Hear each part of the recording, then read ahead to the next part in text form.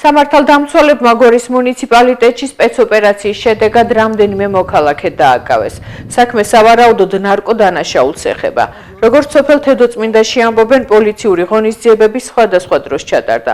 არსებული ინფორმაციით, დაკავებულები წინასწარი დაკავების იზოლატორში არიან გადაყვანილები. დაუჭერიათ რა ვიცი ვინ იყვნენ არ ვიცით.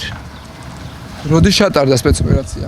დღეს ყოფილა რავი გასვენება იყო და მაგ მომენტში. ადგილობრივები არიან ისე? არა, ადგილობრივები არ არიან. რამდენი ადამიანზე არის საუბარი, რამდენი ადამიანი დააკავეს? არ ვიცი, დაახლოებით რა ვიცი, რა გითხრა, მე იქ არ ვიყავი და როგორ გითხრათ რამდენი იყვნენ. 3-4 წაღან. ეგრე იძახდნენ, მაგრამ რა ვიცი. 3-4 ადამიანი დაახლოებით. რავი 40 წლის მამაკაცი დაღუპავებიათ და არ ვიცი.